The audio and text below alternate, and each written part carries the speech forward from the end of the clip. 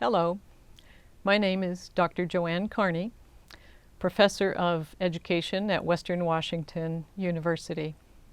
My guest today is Representative Sharon Tomiko Santos of the state of Washington, who is a lead author for House Bill 2799, which created the Collaborative Schools for Innovation and Success, or CSIS, project in 2012. This pilot provided funding for 3 partnerships between colleges of education and low-performing schools in different parts of the state. The partnerships began with a comprehensive needs assessment during a planning year, followed by funding for 5 years of implementation of innovative practices designed to close the educational opportunity gap for elementary students and better prepare teachers who could work effectively in high-need schools. This issue of the Journal of Educational Controversy focuses on the work of the CSIS partnership between the Woodring College of Education at Western Washington University and Washington Elementary School in Mount Vernon, a small rural city in an agricultural valley about 30 miles south of the university. Ethnically, the students at Washington School are 2/3 Hispanic and 1/3 white. A percentage of the students listed as Hispanic, however, are actually of indigenous origin from Oaxaca, whose families may not speak either Spanish or English initially. Just under 80% qualify for free or reduced lunch. 1/3 of the students receive transitional bilingual support services, and about 25% live in migrant families who move frequently for work. Overall, these figures exceed state averages and represent significant educational challenges for the school. Based on our comprehensive needs assessment conducted in fall 2012, we identified a significant achievement and educational opportunity gap for many of the students at Washington School, in particular Hispanic students, English learners, and boys. As a result of these findings, we focused our efforts on developing the following innovative practices. Number 1, promoting family engagement in the school by conducting family visits and developing parent leaders among Latino families in particular. Number 2, providing in-school support for students and families who may be experiencing trauma.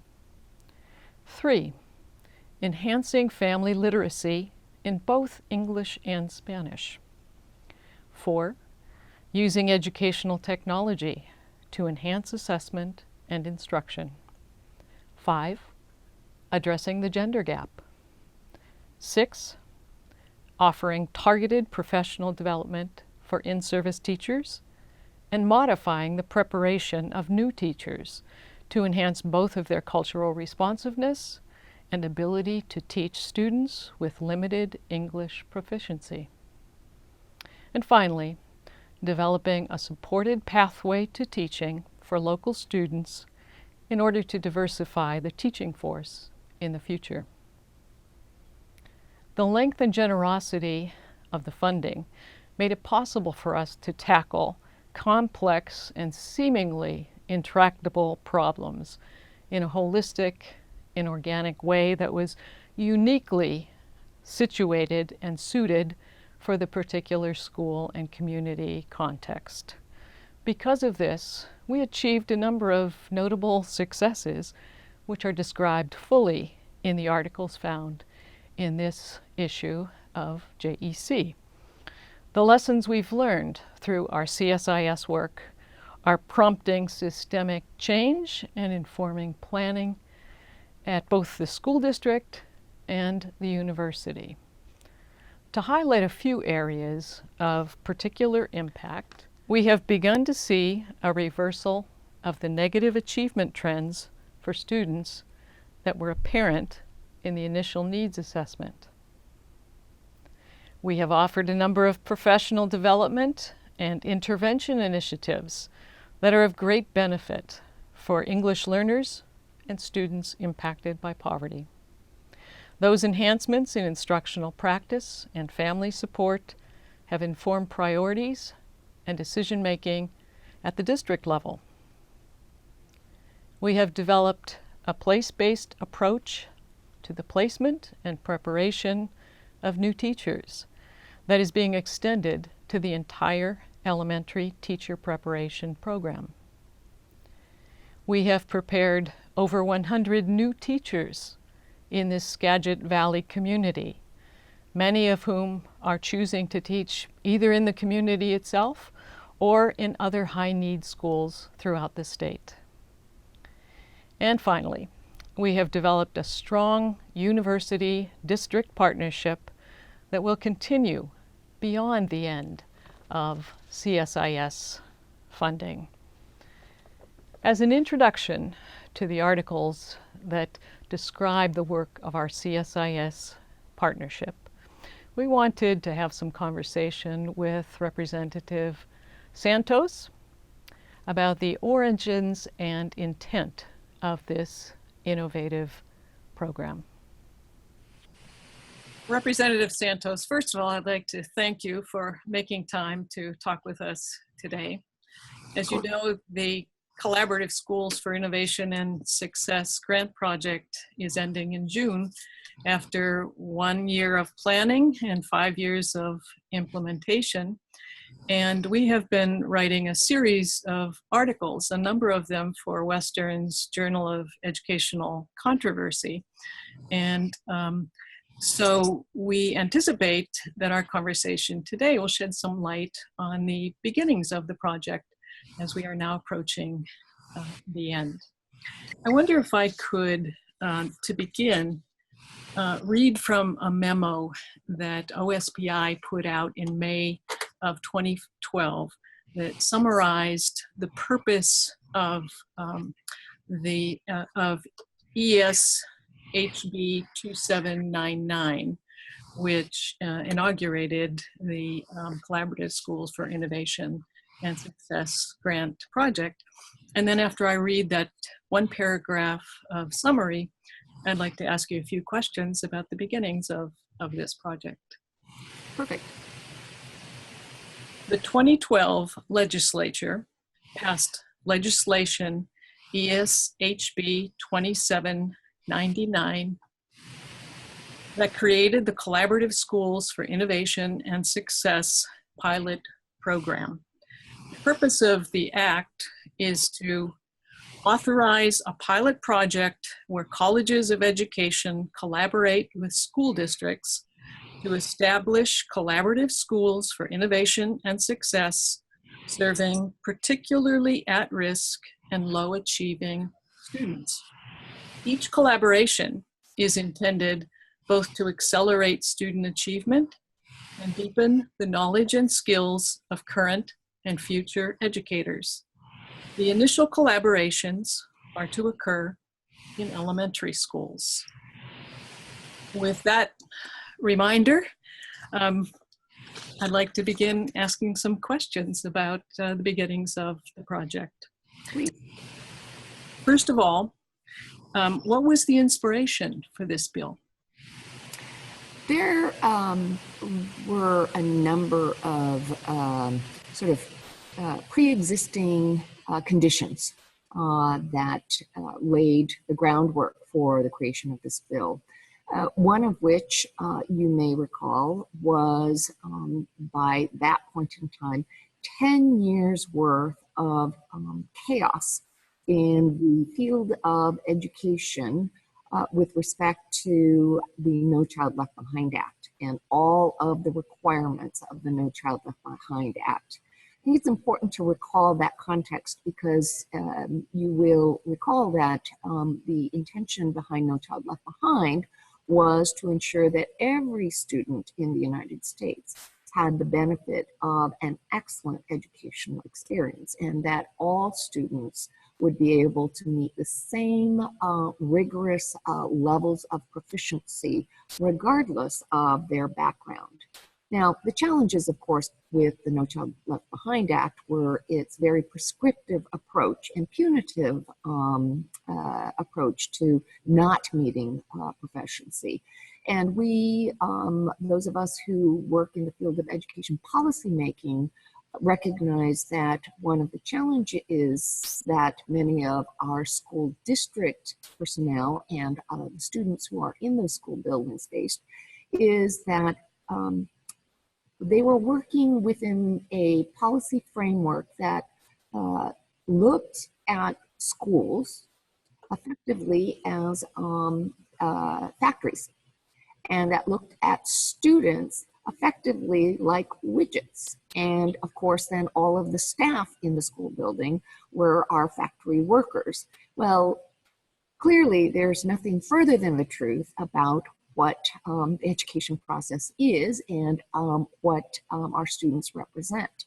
And we thought, you know, there really has to be a better way of approaching how do we ensure that all children do have excellent experiences in school that recognize and respect the multiple assets that these students bring, but also recognize that each student brings individual challenges and into the school building. And the challenge before our education professionals is, how do you tailor that educational experience so that no child is left behind? One of the other elements that we also recognized is, because the factory model of education had certainly been in existence all across America for decades, for 100 years or more, our colleges of education were still churning out teachers to work into that kind of environment. And yet there was this huge chasm that existed between our colleges of education, who were preparing our teachers, and the realities that existed in our schools today, both in terms of the diversity, in terms of the expectations. And so one of the things that we were trying to do was to create the bridge whereby we drove innovations at both levels for the success of our students, so that colleges of education had real life experience in the day-to-day lives of our teachers, our principals, our school counselors, and other educators, that they got to see exactly the fact that we were no longer teaching to a homogenized classroom that may have existed perhaps in the 1930s or 40s. And at the same time, to drive the kinds of improvements that were expected under No Child Left Behind for the benefit of our students. Thank you. In some ways, you've answered, at least at a high level, question number 2, but I'll ask it anyway on the chance that you might want to elaborate or become a little bit more specific. What did you hope that these projects would achieve, besides creating that bridge to drive innovation in schools and colleges of education? Yes, thank you for giving me the chance to elaborate. Again, the context of the No Child Left Behind Act put into place in Washington State a situation where we had, rather than increasing levels of support to our schools that were struggling, we instead saw increasing levels of punitive outcomes for those schools and ultimately for the students, whereby the highest level of punishment was the dismantling of the school itself. That seemed to be the wrong approach, again, to provide the kind of supports that actually our educators in school buildings crave and desire. And we said there's got to be a way to create multiple tiers of support rather than punishment, so that those educators in the building can actually deliver the kinds of on-time supports that our students need, whether it's academic supports or counseling supports, or perhaps in some cases it's supports outside of the actual school building deliverables. Maybe it is helping connect that student and his or her family with other resources in the community to address homelessness or food insecurity or mobility. The idea of pairing the colleges of education was in part a realistic recognition that this was before we had a McCleary lawsuit, certainly before there was a McCleary lawsuit that was decided, and our schools did not have adequate financial resources. But we also knew that we wanted to prepare the next generation of educators to be able to experience in real time the real issues that they will be experiencing once they graduate from the colleges of education in Washington State. As you know, working in the higher education field, theory can take a student so far. But when you actually give the students the practical opportunity to live out and test what they are learning through books in a real life situation, and then go back and debrief with their professors, well, you've achieved deeper learning. Mm-hmm. And the partnerships between the districts and the colleges of education hopefully would establish the settings where that can occur. Correct? Exactly. And I will say that, pardon me, well, I will say where we sit today, which is, of course, now,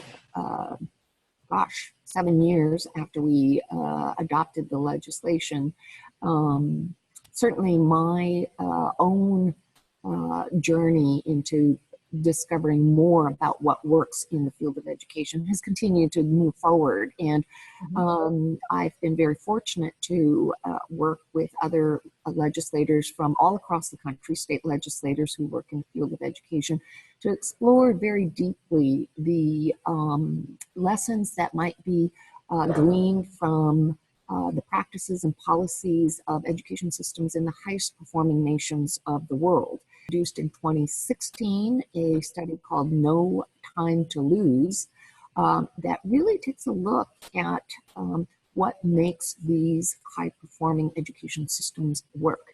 And it is, of course, not a surprise to all of you who have been engaged in the CSI's project that a core feature of high-performing education systems is a highly professionalized, cohesive, and coordinated system of educator, professional development, and support from the beginning teacher, actually even before the beginning teacher, from the student who has expressed an interest in teaching, to the beginning teacher, to your middle career teacher, to your veteran teachers.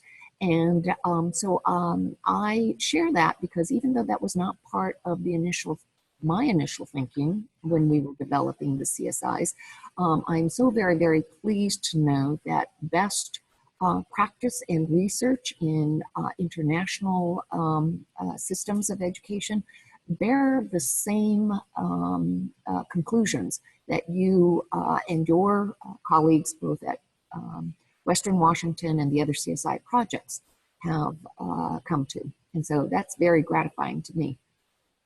Wonderful. As you mentioned, there is one project here at Western Washington University, a partnership with the Mount Vernon School District. And there are two other sites, one at the University of Washington, a partnership with the Seattle School District, and a third in Spokane, where the higher education partners are Whitworth and Gonzaga. Now, in setting up those three project sites, as you were learning about best practices from high-performing school systems around the world, what were you hoping to learn from these three CSIS sites? Two pieces in particular that I would bring to your attention is we really must take a look at how our colleges of education are being allowed to innovate and work directly in partnership in the schools. In other words, we need to move away from the Middle Ages approach of having these ivory towers where all knowledge is dispensed to the masses, and instead create a synergistic partnership between the objects of our intent, which is the local schools and school districts, and of course the beneficiaries of those local schools and school districts, our students, and make sure that our higher education institutions are working with on-time information and real life examples of what educators face on a daily basis. To that end, we have been working for the last several years on a pretty comprehensive educator workforce bill to begin to align the different preparation programs, first with the colleges of education, but also taking a look at how do we support those local partnerships with the school districts so that they're more authentic, much like what you have there specifically at the Woodring College of Education. Is we know that those practicums, those student residencies are so valuable, both for the students, in this case, I mean your students, but also for the districts who have been able to then see what these new students, teachers are capable of. It's a very powerful model, I think, and we need to be able to allow for more of those powerful innovations at the colleges of education that serve as a win-win for students, whether they are college students or students who are in our K-12 system. One of the things that we have talked about with the other sites, and we feel is very significant for our success, is the fact that this grant project was very generous. This was a significant amount of money. It also allowed for a planning year so that we could develop an innovation and success plan, and then 5 years of implementation. This kind of long-term project with generous funding is quite rare, to the extent that we are writing articles for a special issue of the Teachers College Record, because we feel that this actually deserves national attention. So is there any discussion of those characteristics of the Collaborative Schools for Innovation and Success grant project as a guide for developing additional funding for innovative projects that drive the kind of educational change that you're looking for? Well, and I appreciate that question, and I hope that you will also appreciate that one of the reasons to move out with a generous and a sustained grant project is to really take a look at what kind of systems reform might be birthed out of that process. And when we talk about systems reform, we know that an education system that is funded by grants is not really a system. It is only a project-based experience for the users and for those who are participating in it. So it is certainly my hope and expectation that the systems reforms that are the lessons learned from these CSIs will be embraced by the decision makers at the local districts and at our colleges, recognizing the value of maintaining and supporting these types of collaborations.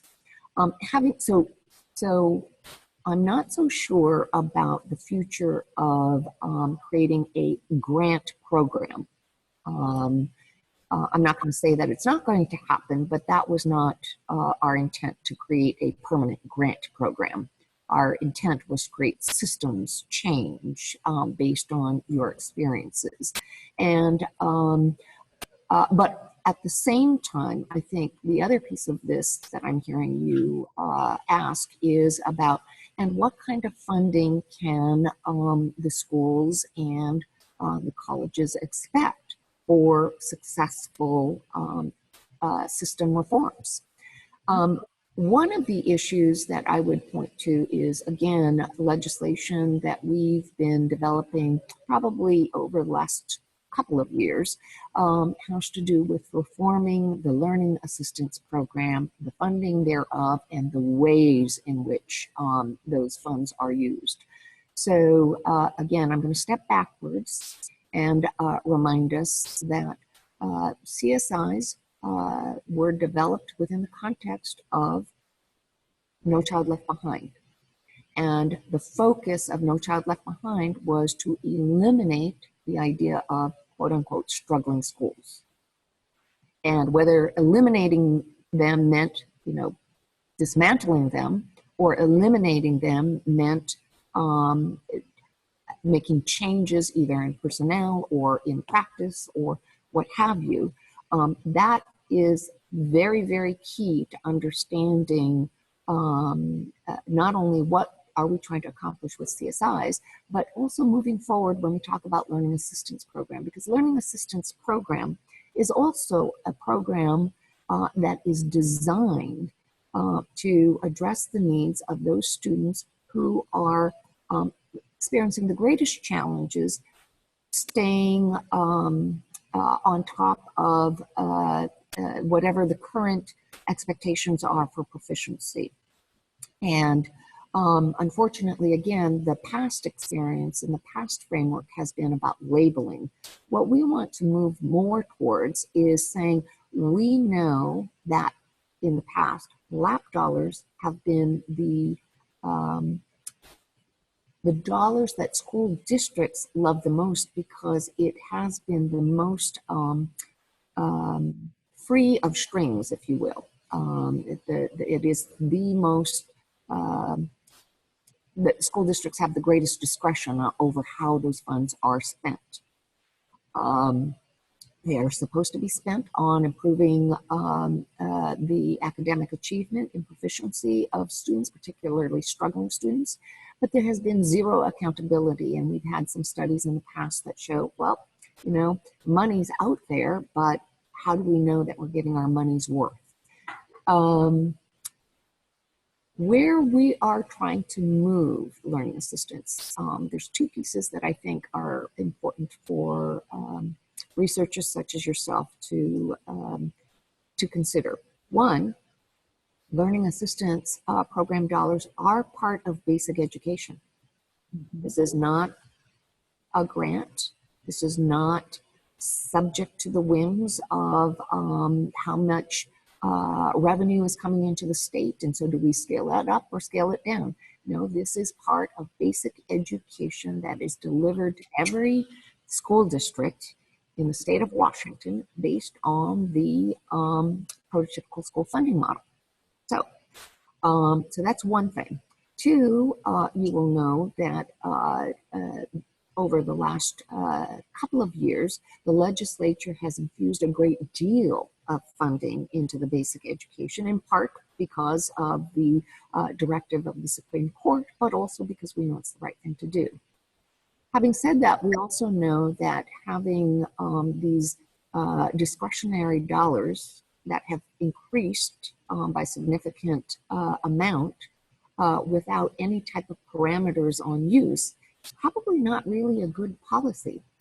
So learning from, again, multiple sources, including the CSIs, what we have been proposing for LAP reform is to assure our school districts, these continue to be discretionary dollars. The state is not going to tell you what to spend the money on, other than it is designed, again, to support those students who need learning assistance.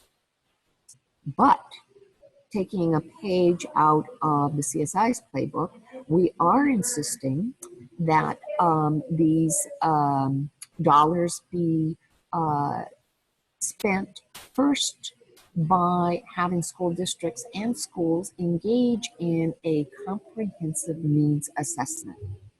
What does the school district need? What the schools need? And those are going to be driven by the unique issues in every school and what the students bring in. We also are saying that those, before any decisions are made about how those funds are spent, we want to make sure that the community is engaged in the dialogue around what are those needs and how are the best ways to spend it, including what are the resources beyond just dollars that exist in the community where those dollars will be spent. Do you have certain community centers? Do you have a health center that wants to come in and provide services to your students? And then the last piece of the reform for the LAP program is to then require school districts to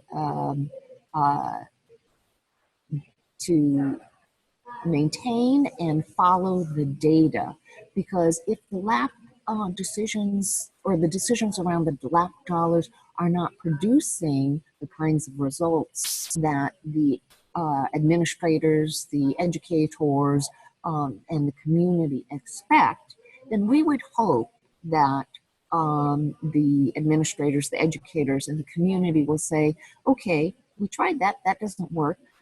We need to move to a different solution rather than relying on, oh, that great program that's being run by so-and-so's brother-in-law in the community who happens to be a muckety-muck in the community. That's not the right way to spend those LAP dollars. Indeed not.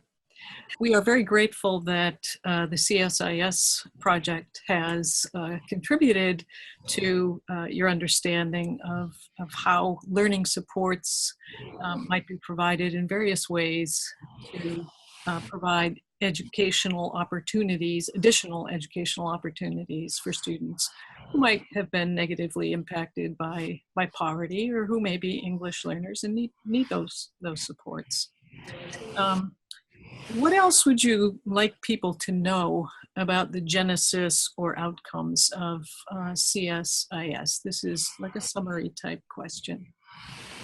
So I think that we know, based on your experiences and your work, that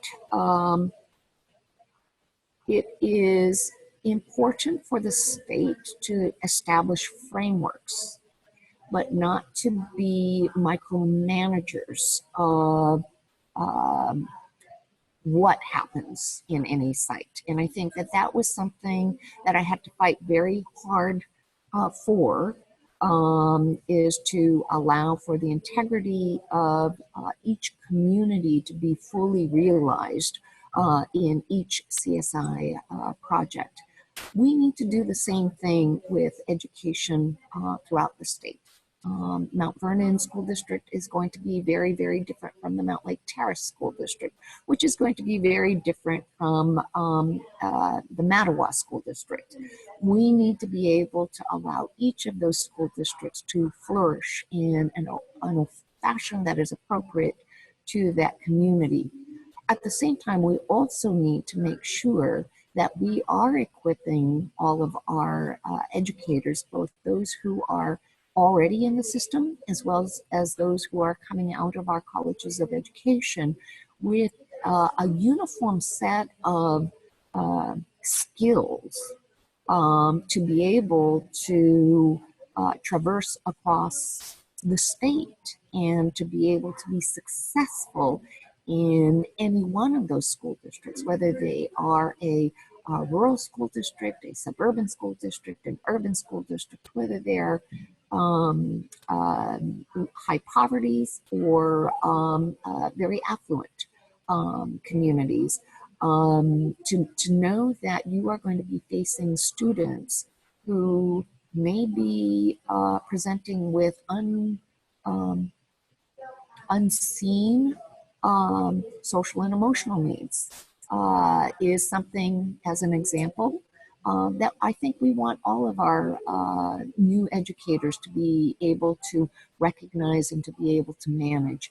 I can't think of very many places in the state that are untouched by ELL students, and that is only going to grow. So I think we are looking towards, in answering your question, how do we see a fuller realization of CSIs as we move in your students in the elementary schools into the upper grades? And that's something that I think we will also be taking a look at through, again, sparking that interest of perhaps pursuing a teaching degree as early as the 8th grade with our high school and beyond plan, and really taking a look at work integrated learning, which would be inclusive of careers in education, and using that also as a strategy to keep students engaged in their learning and therefore keep students engaged in school from